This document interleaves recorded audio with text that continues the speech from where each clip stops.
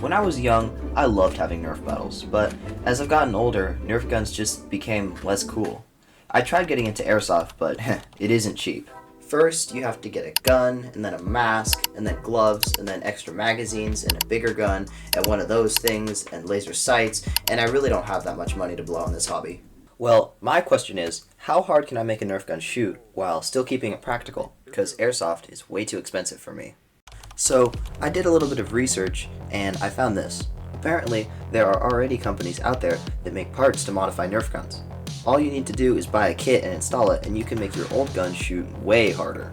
So, I went to the store to find a Nerf gun. Let's go. Where's the toy section? Ugh.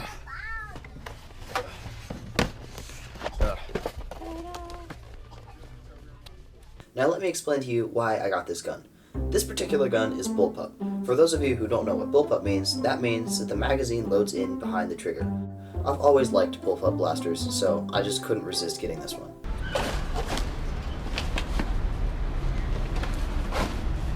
It's not gonna fit.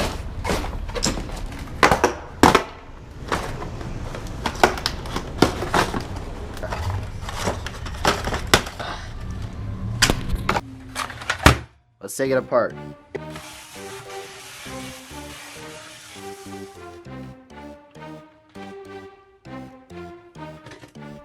So before we go any further, let me explain how a standard dart blaster works. There's a big tube with a plunger in it that makes it shoot. The plunger has an O-ring on it which gives it an airtight seal with the tube. When the gun is loaded, a spring compresses against the plunger, and when that spring is released, it pushes the plunger through the tube, producing a burst of air that propels the dart out of the chamber. So the simplest way to increase power would be to put a bigger spring into it. Also, a completely airtight seal will make the dart shoot out quicker because no air would escape from the gun except through the barrel that the darts shoot from. So after I bought all those parts, I realized that once I had modified the blaster, I would have no good way of proving that it shot any harder than it did before I modded it.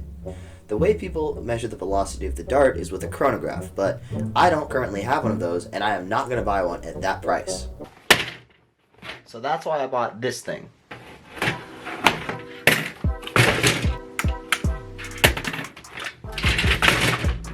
This Nerf attachment is supposed to measure FPS, and it only costs like $14.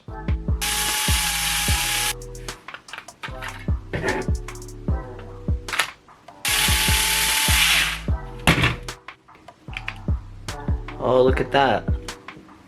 It's got a bunch of buttons. FPS. Oh, I should have said this earlier, but FPS stands for feet per second. FPS is one of the units of measurement that people use when measuring the velocities of shooty things. But to test this, that means I'm going to have to put this whole gun back together.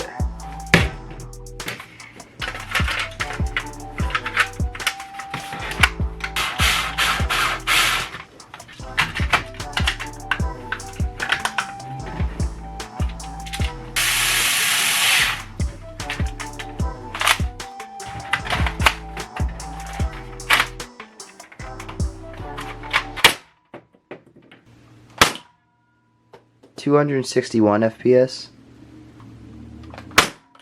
322. I don't think this is working right. It shouldn't be that high. Let's try with the full length darts.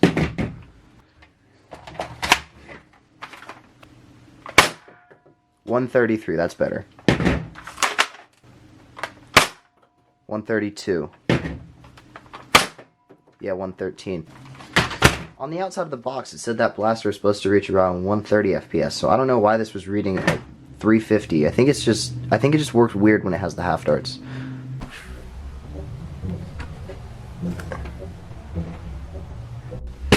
This arrived surprisingly quicker than I thought it would, so let's crack it open and take a look. Oh, look at this thing. It's so shiny. Oh, this is sick. It's aluminum. This barrel is going to be a lot nicer. Hopefully it'll boost the FPS by a lot. This is actually really cool. This is the original spring that the gun came with, and this is the new spring that I just bought. Before we go any further, I have to tell you that I did this out of order. The spring arrived a week later than I thought it would, so I decided I'd better start on the paint because the original paint job was kinda dumb. I mean, come on. Really? So, I sanded down the entire surface of the gun, and after that, I started spray painting it.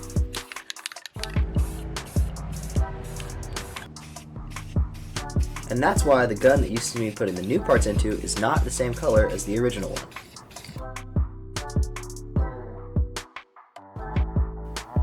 Oh yeah, shout out to all you guys, each and every one of you. I really appreciate the support.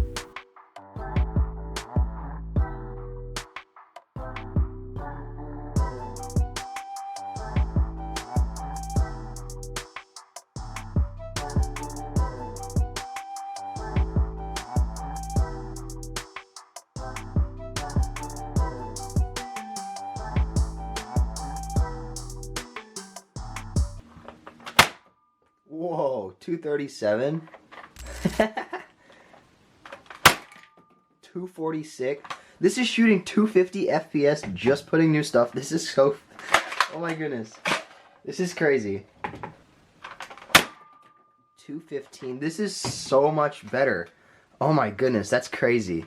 But the more I shot it, the more I realized that the chrono barrel wasn't that good. I don't think this is working right. I kept getting wild results, so I returned it and bought a real chronograph, which I found for only $40. And I know this is what I should have bought the first time, but whatever. I couldn't test the chronograph, however, because I had taken apart the blaster to finish the paint job. I wanted to paint a camo, so after I sketched out the whole design, I started hand painting all the colors.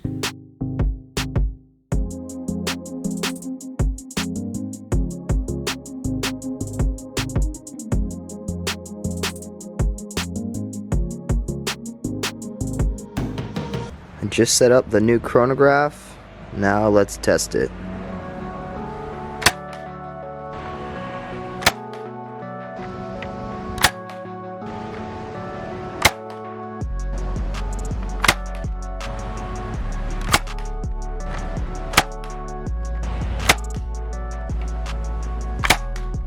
Now this gun was throwing up some pretty high numbers on the chronograph, but I want to see what happens when I actually shoot stuff with it.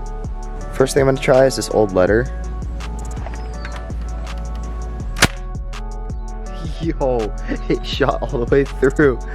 Oh, it's crazy. Next up is this old box. I really don't think it'll shoot through this, but I'm going to try anyways. Oh, there ain't no way. Look at that. There's a hole. Look at that. The dart lodged itself in there again. It shoots through cardboard. That's crazy. Look at that hole. Now I'm gonna try this can. I should probably be wearing eye protection, but you know. It just dents it. Oh my goodness. And I grabbed this lemon too, just to see what happens if I shoot it. Absolutely nothing. Okay, so lemons are just crazy. That's weird. Let's try it again. It doesn't do anything to the lemon. That's odd. I personally think this project was sick. Not just because I now have an insane dart blaster, but because of how easy and affordable it was to make. It only cost me like $35 for all the modified parts and took me less than an hour to install them. If you thought this was cool too, I would definitely recommend trying to build one yourself. I'll link the parts in the description. Comment below if you want to see me build one that shoots even harder.